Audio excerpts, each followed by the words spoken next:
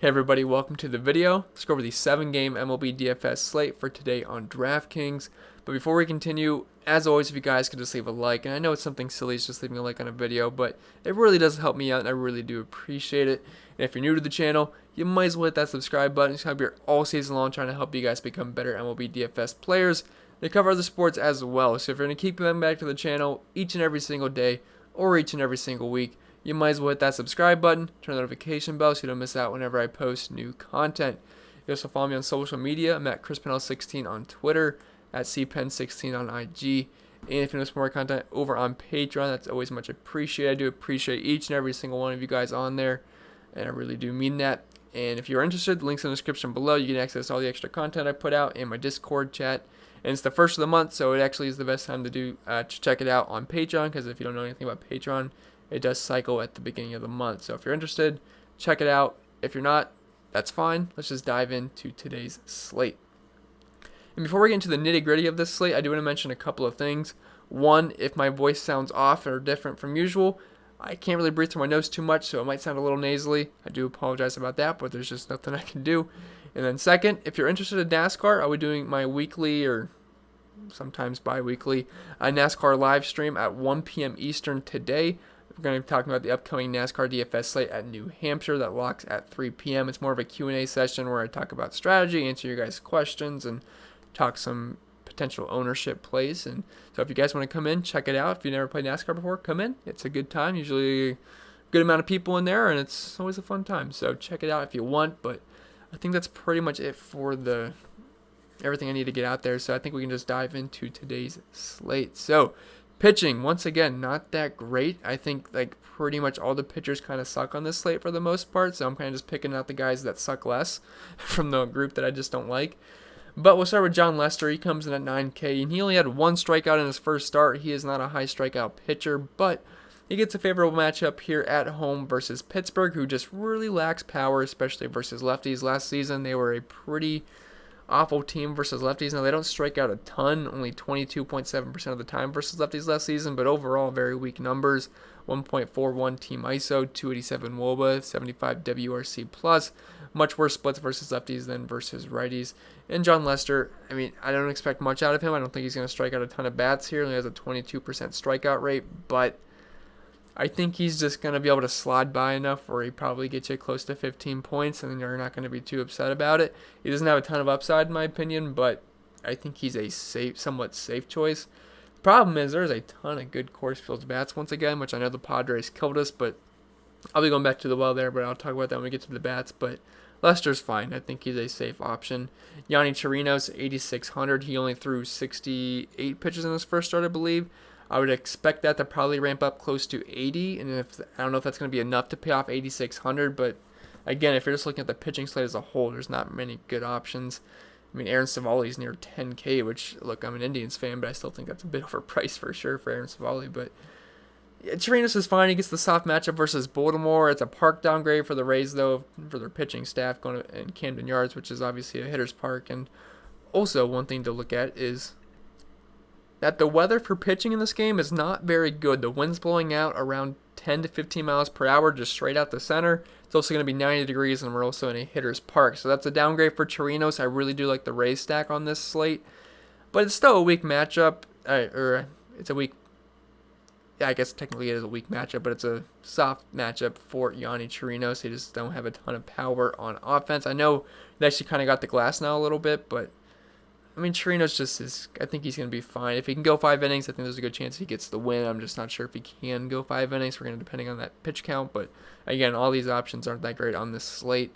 Going down to Dylan Cease, he's 8,400. He kind of got rocked a bit versus the Indians in his first start, but he does have strikeout upside. And look, the Royals are not the worst team in the world. They don't strike out a ton, and there's a couple of guys that have some power. I mean, you get with Merrifield, Jorge Soler, and a couple of other decent bats, but for the most part, they are a pretty pedestrian offense, and Cease has some strikeout ability here. If you're looking at his numbers last season, he might have had a 5.79 ERA, but his xFIP was over a run lower at 4.42, and he had a 25% strikeout rate, which is actually the best of the group I'm talking about right now. So there is at least some upside there. Now, he did struggle with walks, 11% walk rate. Really struggled with lefties last season with a 257 ISO given up to them. A double-digit walk rate.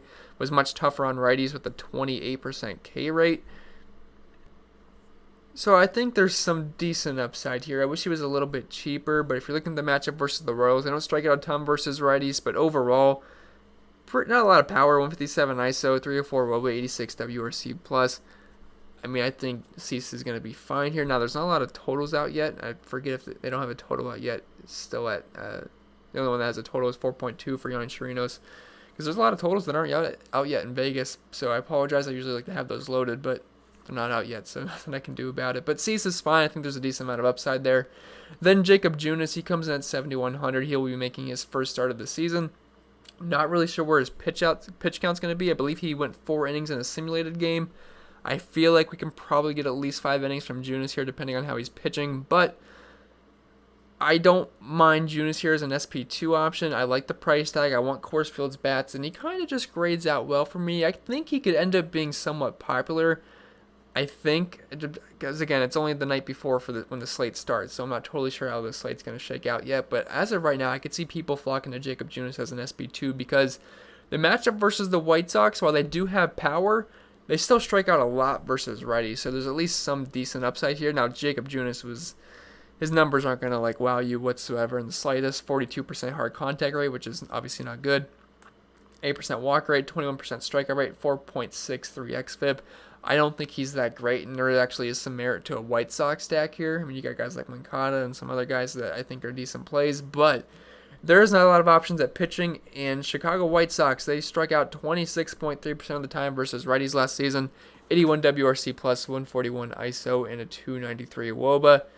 It's gross. I don't love it, but I don't really like any of these pitchers on this slate, so Jacob Junis, I think the price tag's fine, and I think you might be able to get a few strikeouts here. What's Vegas have him at, 5.5, I think? Yeah, 5.5. At 5.5. There's no implied team total yet, but I think he's worth a flyer for sure. But outside of these guys, I might land on someone else as of right now, but just from an early look, these were the guys I was kind of looking at right now, because the rest is just pretty rough. So I think we can move on to the bats now, which are much more fun to talk about on this slate, because we got a lot of good spots. We got the Rays, we got Coors Field, you got the Atlanta Braves, and you even got the Mets too. So there's a lot of good spots in the slate, and I am looking forward to it. We'll start with an Atlanta Brave in Travis d'Arnaud. He comes in at 4K, and he's going up against a lefty in David Peterson. He's only made one career start in the MLB, not in the minors, but in, I was going to say the Cup Series. I was thinking of NASCAR, but in the actual majors. And while he was fine versus Boston, I still think these Braves bats are going to be in a good spot here. They have over a 5 implied team total versus David Peterson. And Travis d'Arnaud, he hits lefties pretty well. He's got a 276 ISO versus them, 130 WRC plus, 552 slugging, a 276 batting average. I don't have any splits on David Peterson yet because he only pitched one game, and I'm not just going to throw a one-game sample size on here. So we got nothing as of right now, but I would prefer the righties versus him. And the Braves got quite a few good righties they can throw out at him, so I don't mind Travis d'Arnaud if you're spending up or just using a Brave stack.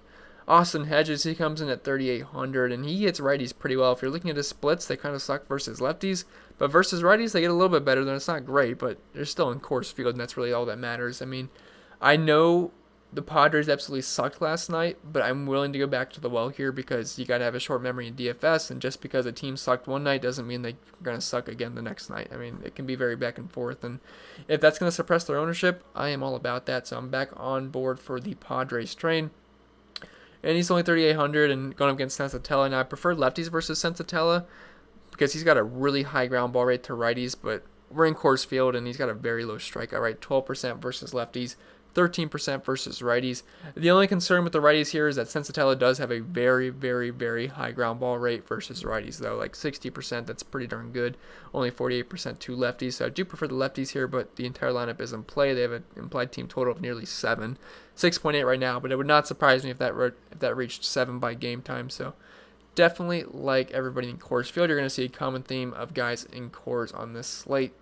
Then if you want a punt option, Jacob Stallings is looking like the best option as of right now. Obviously, there's always another cheap catcher that could pop up that just makes the starting lineup randomly. But as of right now, I think Stallings looks like the decent option at the moment. There's no team total here yet, and I actually do have some interest in John Lester. But Stallings had some decent numbers versus lefties last season. A 340 batting average, 150 WRC plus, 400 WOBA, 255 ISO. If you're going to use anybody versus John Lester, I'd prefer the righties. So I think Jacob Stallings is actually a pretty solid option for value. He had some pretty good numbers versus lefties last season.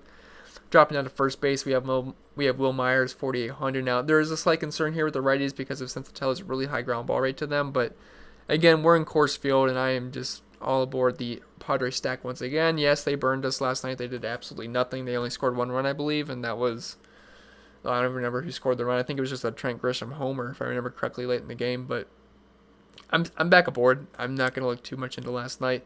And Sensatella's really not that great of a pitcher. He's got a very low strikeout rate, and if they can barrel up the ball, I mean, there's a good chance they can leave the yard for sure, and then they'll get to the bullpen at some point anyway. So, yeah, I like Will Myers. I prefer him versus lefties, but I don't really want to go too deep into the splits here. Everyone in Coors Field is certainly in play. You don't have to think too hard about it. Jose Martinez, he comes in at 4,500. I do like this race stack on this slate. Now, they did strike out a ton versus lefties last season, but Jose Martinez should be hitting cleanup here, and they're actually one of the top stacks on the slate for me. They have an implied team total of nearly 6 going against Tommy Milone. And if you're looking at Martinez splits last season versus lefties, he had 271 ISO, 160 WRC plus, a 330 batting average.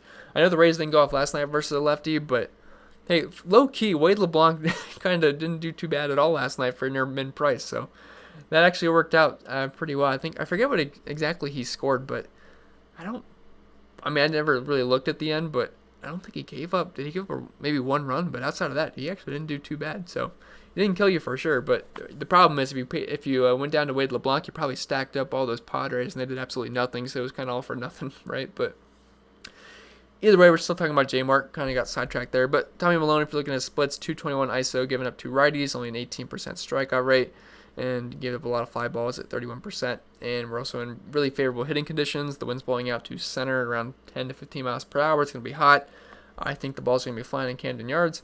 Hopefully not for Chirinos if you're using him, but I think for the most part, the Tampa Bay Rays should be able to do some damage here. Then Daniel Murphy, he's in Coors Field. I don't think this needs explained too much. He's going up against Zach Davies. If you're looking at Zach Davies' splits versus lefties last season, a 182 ISO. Now, he had a very low strikeout rate versus them, too. 13% strikeout rate, 25% fly ball rate, 36% ground ball rate. Look, everyone in Coors Field's in play here. I prefer the lefty on righties and righty on lefty matchups for the most part, which they're both righties, so I guess I prefer the lefties for the most part in here. But literally everyone's in play. Trevor Story, Nolan Arenado, which I'll talk about. You can play anybody in Coors Field for the most part. And then going to Mike, I apologize, I've never really remembered how to say this guy's name, Mike Broseu. I might be close. If I'm wrong, please let me know, but not someone's name I've ever heard of. I remember watching him last season, but I just don't remember how to say his name. But I like all the righties here for the Tampa Bay Rays, one of the best stacks on the slate for me. Really favorable hitting conditions. They're in a hitter's park and near applied team total of 6. Numbers last season versus lefties, he had some pop, 120 WRC plus, 500 slugging, 300 batting average, 200 ISO. I think he's a fine option if you're stacking up the Rays. And then if you're going for value at first base, Ryan O'Hearn at 3,200. I do have some interest in Dylan Cease, but he did struggle with lefty power, and Ryan O'Hearn isn't the greatest hitter in the world, but he does have some power versus righties. 193 ISO versus them last season, and Dylan Cease did struggle with lefties last year with a 257 ISO given up and a 7% less strikeout rate compared to righties. So if you're going to use anyone in the Royals, I would prefer the lefties, and Ryan O'Hearn should be betting cleanup, and he's also really cheap as well. You might be able to get a cheap home run there. Then going down to second base, we have Ozzie Albies at 5K. I do have some interest in this Atlanta stack. These guys are pretty expensive, but Albies absolutely crushes left-handed pitching. If you're looking at his splits, he is much better versus the left-handed pitchers. 295 ISO, 451 WOBA, 180 WRC plus, and near 400 batting average versus them last season, and only a 12% strikeout rate. You got power and speed combo with Albies. I think he's a fine option in Brave stacks. I probably wouldn't get there in cash games just because he's 5K and I'd rather spend up for some Coors bats, but he makes a good option if you're stacking up the Braves. Robbie Cano, he comes in at 3,800. He's got some good splits versus righties compared to lefties. Obviously, he's got a 60% ground ball rate to lefties, which sucks. I just noticed that, but I wanted to point it out. But anyway, he's got 208 ISO versus righties, 107 WRC plus, 272 batting average. Kyle Wright versus lefties last season, only a 15% K rate, 423 WOBA, 250 ISO. I think the Mets actually make a decent stack on this slate. I don't think we've talked about any of them yet besides Cano, but I actually like them. I think they're going to be contrarian. 5.63 run total. I can see that creeping up, and I actually think they're good options here. So that Braves and Mets game could be a nice sneaky stack as a pivot off of the Coors Field game. And then dropping down to third base, we have Nolan Arenado. He comes in at 5,500, and he's got to be one of the top plays on the slate. I love everybody in this game. I prefer the Padres once again for the most part because they have a team total of around 7, but both are excellent options. I wouldn't steer you off of either. And I prefer Nolan Arenado versus lefties, but he's still great versus righties. I mean, he had a 315 batting average versus them last season, 13% K rate. I mean, great numbers all around. Davies is not a high strikeout pitcher. Prefer the lefties versus him, but he's not. I mean, Davies, he gets by. But his xFIP last season was much higher than his ERA. He got lucky last season, and he's just not someone I'm really too scared of. And it wouldn't surprise me if he got shelled here. I mean, so I like all the Rockies. I like all the Padres. It's that simple. Same goes with Manny Machado. Again, Sensatellis has a really high ground ball rate versus righties, but we're in Coors Field. The Padres got a lot of heavy hitters. You got Tommy Pham, Manny Machado, Fernando Tatis, and a couple other guys as well. So I definitely like all the Padres here, Manny Machado included. He's much better versus lefties than he is versus righties. He actually had some of the best numbers in the league versus lefties last season, but I like everybody here. And then we have Yandy Diaz, 4,100, should be leading off versus the lefty and Tommy Milone. And like I said, I really like the Rays on this slate. I think they make an excellent stack tonight, and they should be much lower owned than Coors Field. And I think they make a decent GPP option, kind of like when I talked about the Braves and the Mets already. They make sense in tournaments for me. And I like the price tag. He's pretty good versus lefties. 272 ISO versus them last season. A 311 batting average. Tommy Milone does struggle with righties. Favorable hitting conditions. It just makes sense to me, and I like that price tag as well. And then if you're looking for some value, we have Phillip Evans here at 2,200. Should be hitting in the near the middle of the order.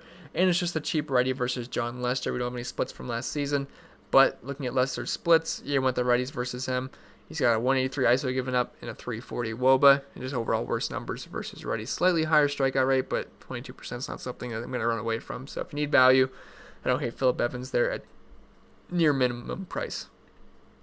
Then dropping down a shortstop, it's kind of like with Manny Machado and Nolan Arenado. We have Trevor Story and Fernando Tatis, two of the best plays on the slate if you just put aside salary.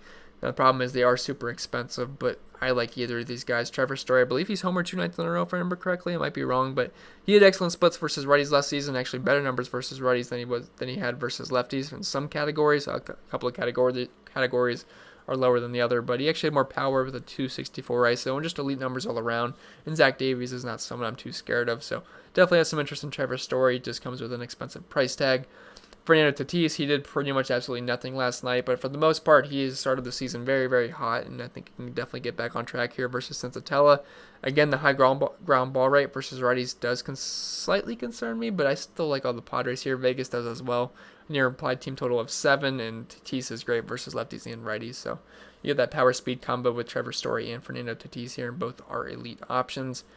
Then we have Willy Adames at 3,900. Again, I like all the Rays righties here. You can even play the lefties because at some point they're going to get to the bullpen and they'll be lower owned. But just for the most part, I do prefer the righties, and we're getting a good price tag on him. And again, he hits lefties not that great. He actually had better splits versus righties last season, but favorable hitting conditions. And I just think this stack is one of the best options on these slates, so I would not shy away from using Willy Adames at short. And then if you need a value option, you have Kevin Newman going up against the lefty and John Lester. Now, Kevin Newman's splits versus lefties last season, not that great whatsoever. He was better versus righties, but if you need the value, I don't hate it. I would prefer just to play Adames at 3,900. And I actually kind of like spending up for shortstop on this slate. I'd really try to want to get Trevor Story or Tatis in my lineups, but if you can't, I understand that because they're super expensive. So I think Adames and Newman are some decent value options. Then getting into the outfield, I have a bunch of guys listed here, but there's a ton of good options in the outfield. But we'll start with Charlie Blackmon. He comes in at 5,600, and anytime Blackman's going up against a righty in Coors Field, he's got to be one of the top plays on the slate. He crushes lefties and righties, but if you're looking at his splits versus righties last season, he had a 316 batting average, only a 15% K rate, 125 WRC plus, 387 WOBA, 255 ISO. Yeah, he's obviously one of the best plays on the entire slate. Like the Rockies, and I love the Padres. Acuna, he's definitely going to be lower owned than these guys because he's sandwiched right in between a lot of Coors Field's bats and Grisham, Pham, Dahl, Blackmon, so definitely going to be lower owned. But if you're stacking at the Braves, you can't leave off Acuna because he's got a ton of upside. He's got that power speed combo, and he's great versus lefties if you're just looking at his splits. Great versus righties too, but 270 ISO versus them. And David Peterson, I mean, I know he's had one start, but not really going to look too much into it. I think the Braves can certainly get a hold of him, and they have a team total of over 5, so I like them in tournaments. David Dahl, 5,300, again, one of the top options on the slate. Love everybody in Coors Field. I think we have pretty much the majority of the rest of the guys in Coors Field here on this player pool. But Dahl hits lefties and righties both fine, and Zach Davies doesn't really scare me too much. If you're looking at Dahl's splits last season, hitting near 300 batting average versus righties, 221 ISO, 108 WRC+. Obviously good numbers all around, so David Dahl is certainly in play. Trent Grisham, 5,200. He homered last night, and he's got obviously fine numbers versus righties and lefties. But I really like the lefties versus Antonio Sensatella. He's got that high ground ball rate to righties, but he really struggled with lefties. He's got a really low K rate in Trent Grisham versus righties last season. Good numbers all around. He was actually had a little bit more power versus lefties than he did versus righties, but overall just better numbers versus righties. And I don't think I need to go too in-depth there. You get a lefty versus Sensatella in Coors Field with a team total of around 7. Makes sense to me. Tommy Pham, kind of like the same play as Grisham. The righties do get a slight bump down against Sensatella, but he's not someone I'm shying away from whatsoever in the slightest. I think everybody is in play here. I like Tommy Pham. He's got good numbers versus lefties. He's also gotten good numbers versus righties as well. Michael Conforto, we haven't talked about a Met in a while, but I do think they make a decent contrarian option in tournaments, just getting off that Coors Field chalk. I think them, the Braves, and the Rays are definitely good pivots off of Coors. And I think the Mets might end up going the lower owned of the two. Or of the 3, I should say. But Michael Conforto, he smashed his righties. If you're looking at his numbers last season, really dark shades of green here. 141 WRC+, 544 slugging, 280 ISO, 382 WOBA. I definitely like Conforto here if you're stacking up the Mets. I also like his teammate Brandon Nimmo, which we'll talk about in a little bit as well. If you're looking at Kyle Wright's numbers versus lefties last season, I already talked about that with Cano, but 250 ISO giving up 423 WOBA and only a 15% strikeout rate.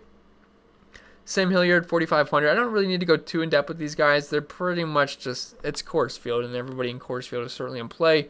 But if you want to know his splits versus righties last season, they weren't the biggest sample size, but 645 slugging, 274 batting average, 371 ISO. Everyone's in play here, but he's going to be hitting near the bottom of the order. Then Josh Naylor, again, Coors Field. You get the lefty on righty matchup, and I like the lefties versus Sensatella for sure, so he's certainly in play. If you're looking at his splits last season versus righties, 176 ISO, it's fine. I don't know. It's just there's not much to say. It's just Coors Field. They have I think over/under of around 13 right now, so obviously it's gonna be one of the top targets on the entire slate. Hunter Renfroe, 4,300.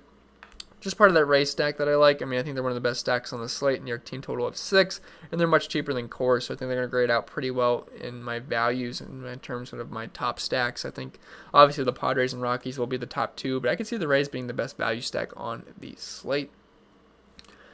And let's see, where am I at? Okay, yeah, then we have Tapia, 4,300. Again, this is just Coors Field, guys. I don't need to go too in-depth with this.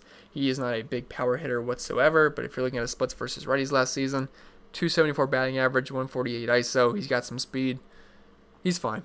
Again, everybody in Coors is fine. Brandon Nimmo leading off for that Mets stack that I think looks pretty good in tournaments versus Kyle Wright, who does struggle with left-handed bats.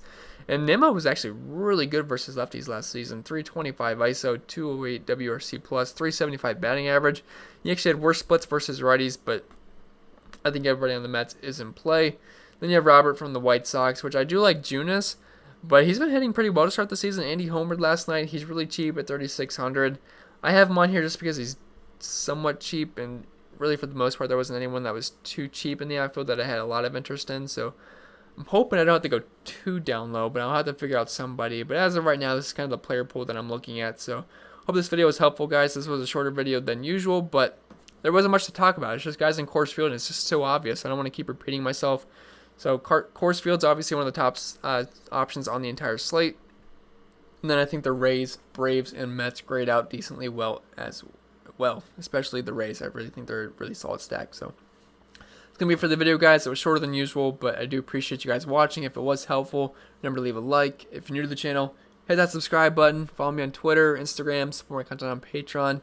And I think that's pretty much it. Check out the NASCAR live stream tomorrow if you're interested. You can watch the preview video so you're primed. It's a really fun DFS sport. I really recommend it. It's my favorite. But yeah, it's going to be it. And I hope you guys enjoy your Sunday. And hopefully I can breathe through my nose tomorrow.